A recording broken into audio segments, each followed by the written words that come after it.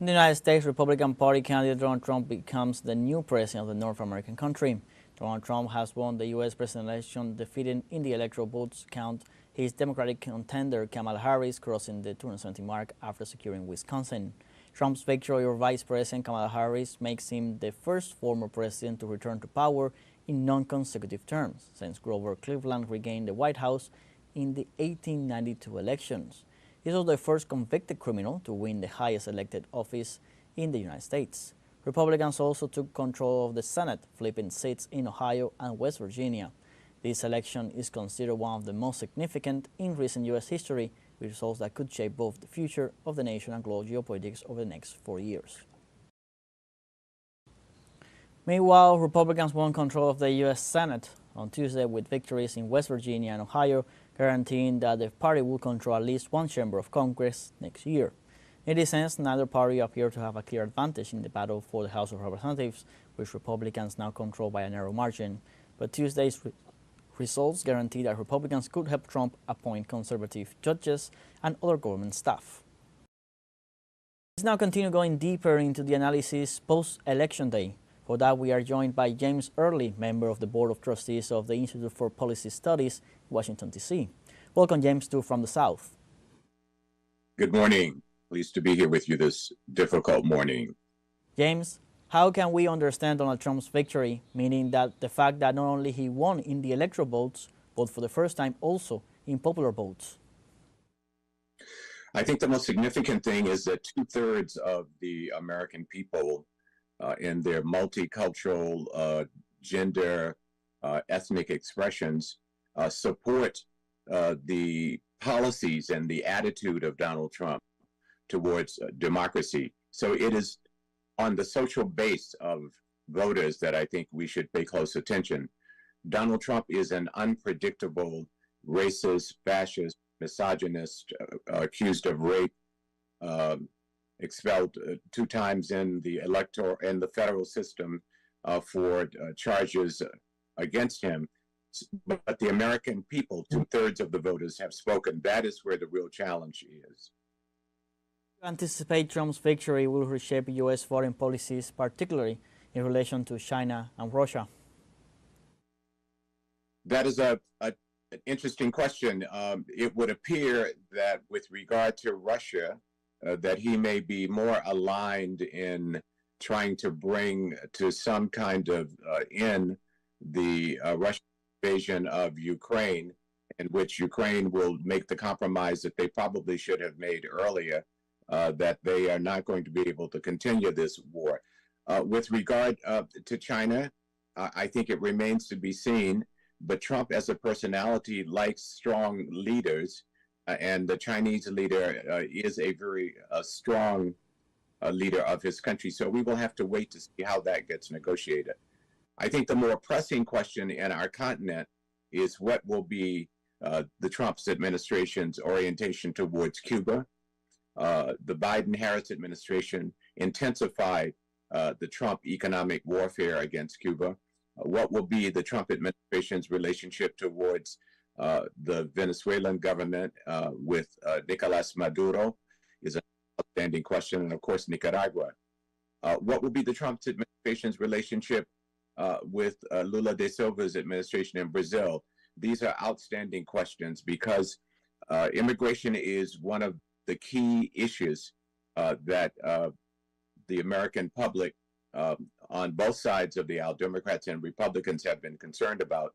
And these economic warfares by the Harris administration, by the Biden-Harris administration, also by the previous Trump administration against Venezuela, has pushed out several million people, has pushed out 2 million citizens in Cuba in the last few years. These are economic war push-outs, and so they put a lot of strain on the immigration policy. So we will have to see whether or not they will make some kind of compromise with both the Cuban government as well as with the Venezuelan government to try and stem the tide, breaking this blockade so that Cuba can stabilize its economy and stopping the economic warfare against Venezuela so that so many Venezuelans are not pushed out economically, are intricately tied up with the issue of immigration.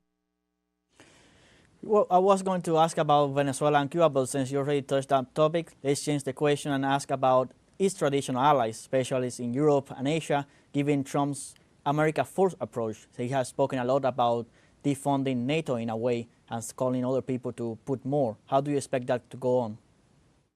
I think it will be a tense and somewhat unstable relationship with NATO, as Trump demonstrated before. Objectively, Trump has stood against NATO, and I think that will have great influence on bringing to the table a just peace with regard to Russia and Ukraine. I suspect that the Europeans are very, very nervous today about Donald Trump because they saw what he did in his first term. So that I think that is going to be a more unstable relationship. The situation in the Middle East has also been a key issue during this whole electoral campaign, especially in terms of the Israeli aggressions against the people of Palestine and Lebanon. How do you see Trump's return to power shaping that conflict over there? Well, in some ways, that has already been shaped by the Biden-Harris administration's alignment with Netanyahu, who has already expanded his genocidal war against Palestinians to go into actually try and control the government of Lebanon, and seems poised to attack Iran. And so that this conflict is already set in motion, and I don't think it's going to be easily for Donald Trump's administration to simply walk back on that. We will have to see how this Donald Trump administration handles the U.S. military, with African Americans, Austin and Brown being the two lead men in the U.S. military. Will he keep them in their positions? These are some of the questions, the pressing questions that we must be concerned about, both here in the United States and with the international community. A question, James, in your view, what long-term implications can a new Trump's administration have both for the United States and for the world? Well, this is much bigger than Donald Trump. Although Donald Trump is a very powerful kind of personality, it is the MAGA movement which has taken over local, state, and federal platforms of governance, which is the most significant thing. They now have an organized approach, including to the judiciary. We can expect that Donald Trump will appoint more right-wing, misogynist, racist, anti-immigrant justices to the Supreme Court, and that MAGA governments across the United States will be strengthened. So it is the institutions of governance that they are taking over. They have a very strategic plan with Steve Bannon, who is the international liaison with people like Orban, people like Bolsonaro in Brazil. So this is a very dangerous moment that is going to last more than 4 years, because they are taking over the platform of governance. It's not just a personality in Donald Trump that is moving forward. Thank you, James, for your time here with us in From the South. Thank you. It's our pleasure to have you.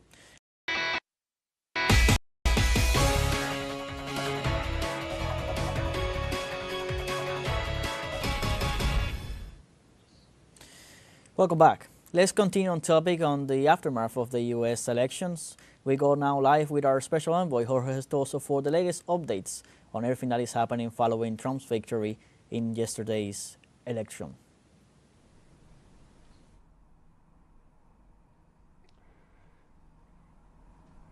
It was most definitely an overwhelming victory of Donald Trump's last night in this presidential election. Why? Because he did perform extremely well, outperform all the presidents in previous elections, an average of 3% in all the 50 states. And in the case of, for example, the state of Wisconsin, that was the state considered one of the states that could go from one side to the other, he was breaking what was the tradition of the Democrats to win that state. So most definitely he gained in almost all areas: women, black people, Hispanics. We're talking about a guy that has been talking about awful things about Hispanics, and Hispanics are still, for example, in Wisconsin, Latinos were voting for him. The key issue here, it was very clever marketing in terms of the issues that he addressed. The key issues: economy. 45% of Americans say that they're living worse today than 4 years ago. And then immigration. It has been presented to the American people that the migrants are the enemies that are come here to poison this blood of America, to steal jobs, to fill hospitals, etc., etc., etc. So he did outperform his rival in terms of choosing in a better way what people wanted to hear. And what is not less important is that he has also will be having a very comfortable situation vis-a-vis of the assembly. We're talking about the Congress. Now the Senate is in the hands of the Republicans, and most probably, or it has a high probability that the House of Representatives also will be in the hands of the Republican Party. In that case, it will have a very smooth sailing in terms of pushing his agenda. So therefore, today, we could say that the Republican Party and Donald Trump are celebrating big time what happened in the polls last night. We get back to you now. Thank you, Gestoso, for the latest information. We'll stay in touch for upcoming news brief.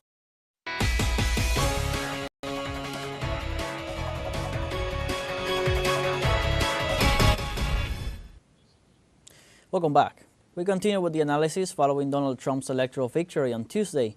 We are joined by journalist Benjamin Norton. Benjamin, welcome to From the South. Thanks for having me. It's always our pleasure.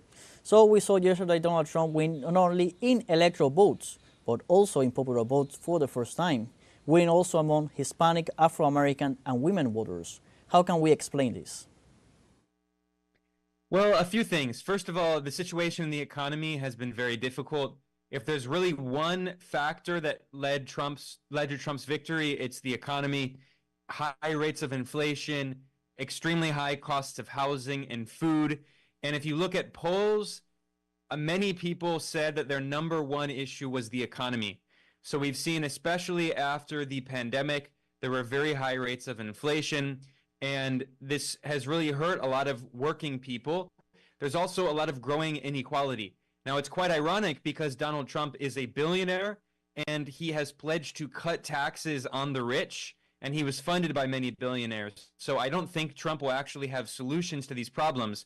But the reality is that Kamala Harris is, of course, vice president under Joe Biden, and she's associated with many of the economic problems in the U.S. So she didn't really provide any solutions to people. She did not distinguish herself from Joe Biden. So people said, why would we continue voting for her when the situation economically is so bad? Prices are high, inflation is high. That was the most important factor, but there are other things. Another reason is it looks like turnout was quite low. And one of the reasons that turnout for the Democrats was so low is because Kamala Harris was not a popular candidate. She did not really offer anything new or exciting. She basically said, I'm the continuation of Joe Biden, who's not popular. And we cannot forget the genocide going on in Gaza. Kamala Harris has, like Joe Biden, staunchly supported Israel as it has supported this horrific massacre of Palestinians. And this is why it hasn't officially been announced yet, but it's almost certain that Donald Trump won Michigan. Michigan is an important swing state that has a large Arab population. And many Arab Americans said that they were not going to vote for Kamala Harris, despite the fact that they had previously voted for Joe Biden, as a form of protest against her support for the genocide in Gaza. So the Democrats didn't offer people anything. Their campaign slogan was, "We are not Donald Trump." They didn't say, "We're going to give you health care, we're going to give you housing." Instead, they said, "Vote for us because Donald Trump is horrible." And the Democrats, Kamala Harris, were actually campaigning with many Republicans, including Liz Cheney, the daughter of former Vice President Dick Cheney, who's a horrible right-wing war criminal. So when the Democrats don't offer anything that actually helps people, they lose. This is exactly what happened in 2016. Hillary Clinton did not offer anything to anyone. She did not claim that she would make the economy better for working people. And she ran a very centrist, center-right campaign with a bunch of Republicans. Her only slogan was, "We're not Donald Trump," and she lost. So the Democrats learned nothing, and they repeated the same mistakes. With Trump's history of imposing tariffs, how might his administration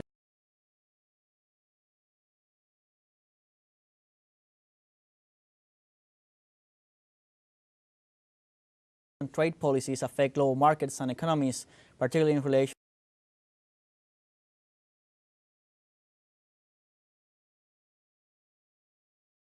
to China and Mexico?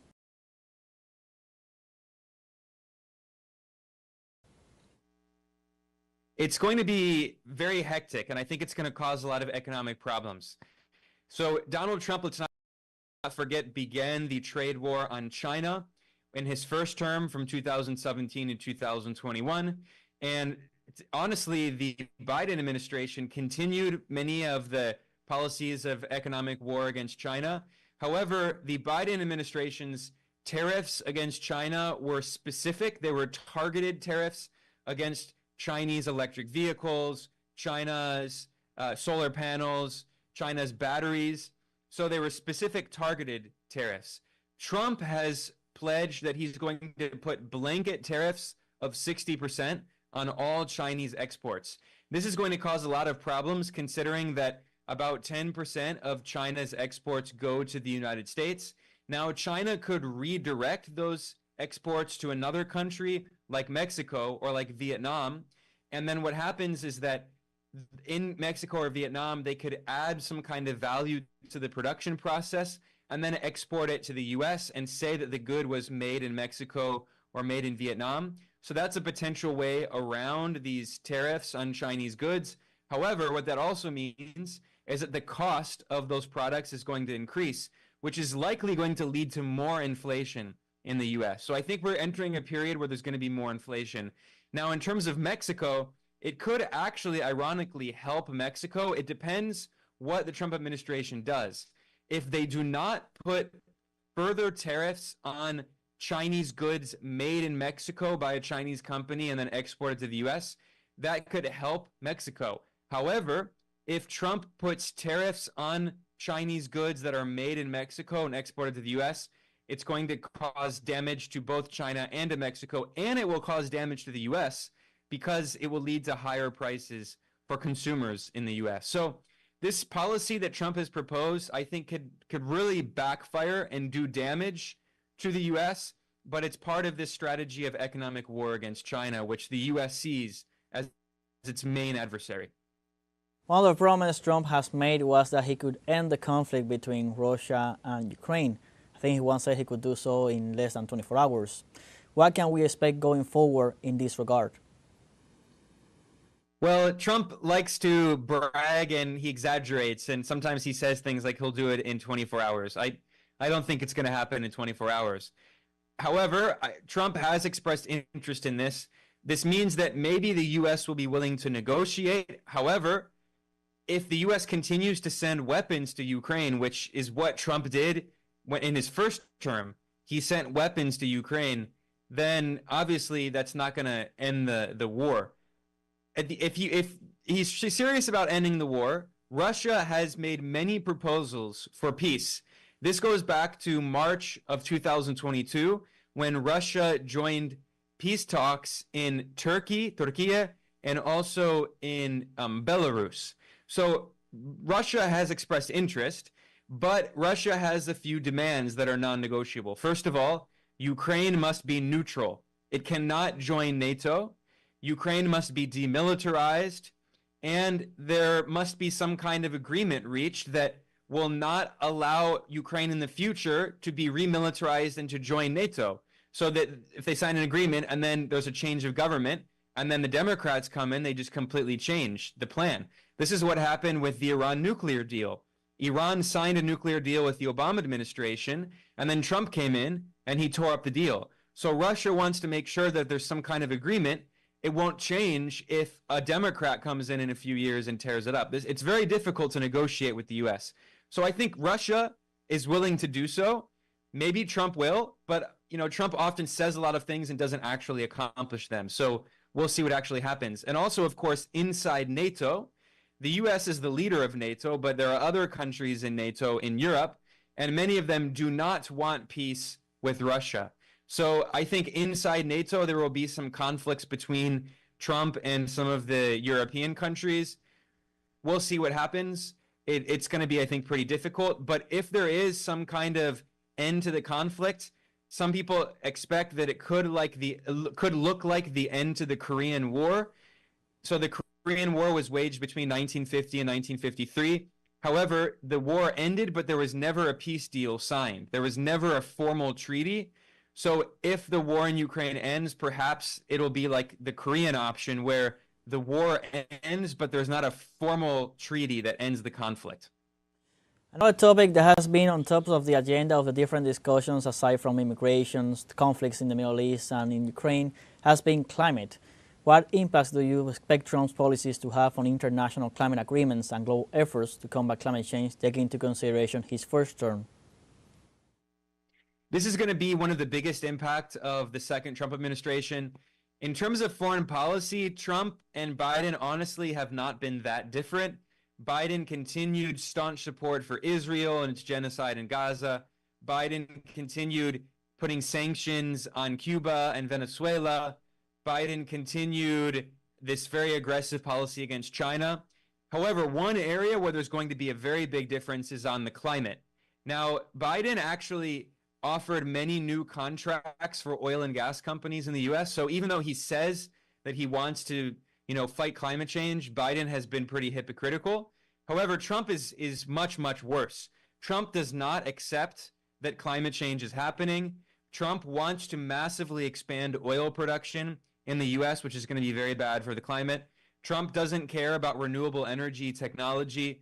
So I think this is going to do a lot of damage to the climate because, of course, the US is per capita the world's largest carbon emitter in terms of the size of its population. And historically, it has been the world's largest carbon emitter.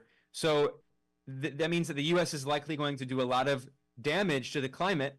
And this is going to hurt other countries, especially countries like in the tropics, countries that are island nations that are already dealing with hurricanes and extreme weather. So I think this is going to be something that's going to do a lot of damage. And it's going to show actually how a country like China is a more responsible global leader, because China has been taking up on the global stage, taking up the leadership role in fighting climate change. China has been transitioning very quickly to solar panels, to wind turbines. It's been moving toward other forms of renewable technology and electric vehicles. It's building a lot of nuclear plants, which don't emit carbon.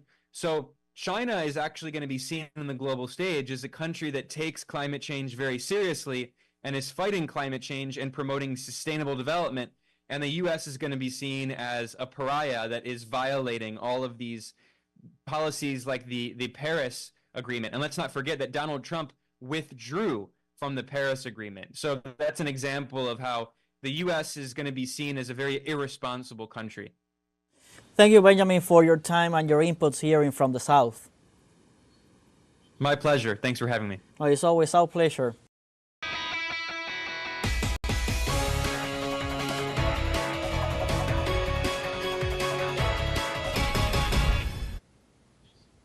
Let's return to the main topic of the aftermath of the U.S. elections and the electoral result giving the victory to Donald Trump. We contact Jorge Estorzo, our special envoy in Washington, for everything that is happening over there. Let's listen. It has been, most definitely has been a historic victory, the one of Donald Trump. He is the first president of being reelected after having left the White House in over a century. Also, there's a very important victory for the Republican Party because they already got the majority in the Senate and they expect to get the same thing in the House of Representatives, which makes much easier for President Trump to push for his political program. On the other hand, we expect throughout the day the rival, we're talking about Kamala Harris, to give a speech to the nation, and most definitely we're going to see what she has to say about the results. We are seeing already that in terms of the economic impact that is having, already the markets are really soaring in terms of the expectation now that they know that Donald Trump is going to take over the presidency of the United States of the month of January. There is a clear message that the suffering of the American people regarding the inflation and their perception about the migration as a threat, as a negative presence in the US, has made Donald Trump the victorious in this case. And in the case of Kamala Harris, their performance was not really as good as the one of Trump because most definitely for many people they have been perceived as a continuation of Biden's policy. We get back to you now. Thank you, Jorge, for the latest information. We'll stay in touch in upcoming news brief. Let's now go live to Washington with our special envoy Carlos Montero for the latest information.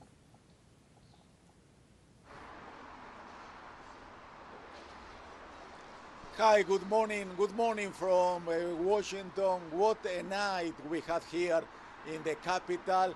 Donald Trump is the comeback kid. He's going to be again president of the United States. It was an amazing night. We were covering that for CNN, for teleSUR in Espanol and teleSUR English. And we knew it was going to be a bad night for Kamala Harris. We were expecting a very tight race, but the polls were closing in different states and the numbers were not looking good for the Democrat Party. There were too many reds, little blues, and Kamala Harris was waiting for the battleground state, those states we mentioned a long time, 7 states that they can turn the election from one candidate, from one party to the other, but it wasn't like this. Around maybe 1 o'clock this morning, the chairman of the Democrat Party said, you know, Kamala Harris is going to wait for the result.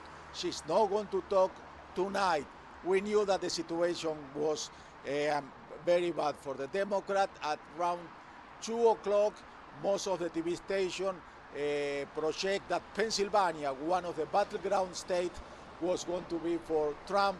And 1 hour later, around 2:30 in the morning, close to 3 o'clock, Donald Trump talked to his followers. He was with his family. He talked from Florida, where he was waiting for the result. There were his kids, his grandkids, his wife, and he said, America is going to be great again. He seems very happy for the result. That showed that the democracy works. Dijo, in that case, when he wins, it works. If he loses, what would happen? We don't know. Another good news for the Republican Party, they won, they regained the upper house of the Congress, and the lower is still holding. We don't know, but more probably we are going to have the whole Congress in hands of the Republican Party. This story, this result, worry a lot to the Mexican community in the USA. I want to invite to our conversation Victor Ramirez. He's really involved with the Spanish community here in the USA. I would like to see, what do you think after this winning of Donald Trump? Good morning, teleSUR in English. Many help for this country is coming. Many troubles for the community speak Spanish in this country. Maybe it's worries right now with Trump election win last night. But we are here and we try to see what's going on. No, one day after the election. What worried the most about Donald Trump back in the White House? I think Donald Trump is trying to help the immigration issues in these 4 years coming soon. So he tried to fix it all about immigration, come to the south to the north, and try to help the people have a legal status in control. I listened last night his speech, and when he said I win, he tried to fix this system. It's broke. It's broke for many years ago in this country. It was broken not with Democrat, it was broken with the Republican. And what's the solution for you, knowing the community, to fix that broken system? What should they do? I think that Donald Trump go have the control for the senators and the House representatives is try to fix it, the broken system for immigration. Obama have it in the past 2008. He can do it, but he don't want. So this is same similar like 12 years ago or 16 years ago. Is Donald Trump thinking about fix it? He can do it. He can do it. But everything is politics in this country. He can do it. He sounds like Barack Obama. You can do it. Kamala Harris could not do it yesterday. Victor Muth, thank you very much. Thank you very much. We are going to be following the story. I'm sure the Democrats, Kamala Harris is going to be in the White House until January. She's really surprised. She was waiting for the result, Howard University. We haven't got any reaction from her yet. Of course, yes, last night was a long night. I'm sure maybe she's going to sleep late this morning, but we are going to be following the story, and they're still vote counting. We are going to see in the lower house of the Congress if the Republican can get that, can keep it, because they already have the Senate. Okay, this is all for now. We'll be back with you guys whenever you need.